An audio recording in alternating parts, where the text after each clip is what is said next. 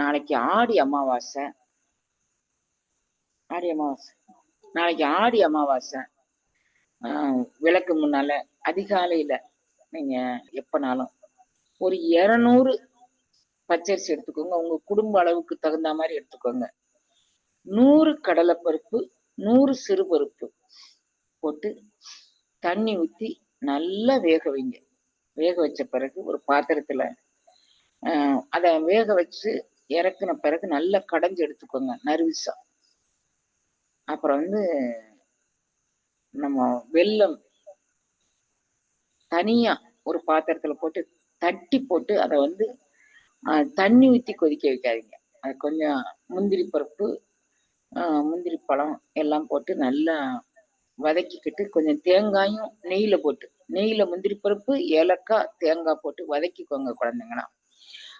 தேங்காய் வதங்கின பிறகு தட்டி வச்சிருக்கிற வெல்லம், இப்போ ஒரு 500 எடுக்கீங்கன்னா அந்த 500க்கு நீங்க 1.5 கிலோ வெல்லம் போடணும்.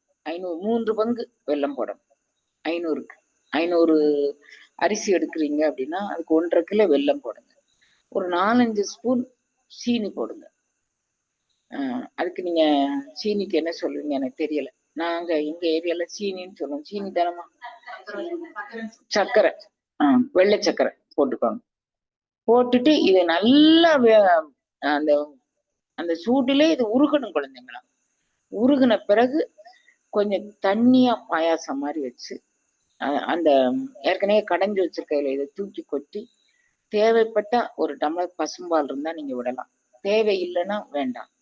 அதை விளக்கு முன்னால வச்சிருந்து நம் முன்னோர்கள், இஷ்ட தெய்வம், குலதெய்வம் எல்லாரும் அங்க இருக்கிறதாக ஒரு மனதுல ஒரு பாவனை பண்ணிட்டு ஜென்ம ஜென்மாந்தரமாக அவர்கள் வழிவிட்டதால் திருவாசக சிந்தனை எனக்கு கிடைச்சது, இந்த திருவாசக உணர்வு நான் பெற்றேன் அப்படின்னு ஒரு விண்ணப்பம் வச்சுக்கோங்க. மேலும் மேலும் என்னை விட விளக்கமா திருவாசகத்துக்கு யோக விளக்கம் சொல்லக்கூடிய ஆட்கள் கிடைக்கணும்னு வேண்டிக்கோங்க. நாளைக்கு ஆடி அமாவாசை.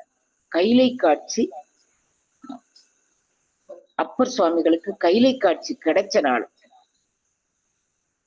அதெல்லாம் ஒரு மகோன்னதமான சிந்தனைகள் குழந்தைங்களாம். அது கூட எல்லாம் பயணிக்கணும்னா வருஷம் முழுதும் பயணிக்கலாம். இப்போ கரைக்கிழமையர் கூட பயணிச்சா மாதிரி நாளைக்கு அவங்க கூட பயணிக்க முடிஞ்சா பயணிப்போம், இல்லாட்டி திருவாசக யோகத்துக்குள்ள வருவோம். எப்படி நான் நினைச்சு எதுவும் செய்யறது இல்லை குழந்தைங்கன்னா. வகுப்புக்கு வரேன், இறைவன்ட்ட ஒரு விண்ணப்பம் வச்சுக்குவேன், என் மூலமாக அந்த குழந்தைங்களுக்கு என்ன சொல்ல விரும்புறியோ சொல்லையா அப்படின்னு. கட்டாயம் நீங்க ஏதேனும் பதிவு பெற்றிருந்தா நீங்க அதை சொல்லுங்க. நாளைக்கு ஆடி அமாவாசை குழந்தைங்களா, அதை நினைவுக்காக வேண்டி இதை சொன்னேன். திருச்சிற்றம்பலம்.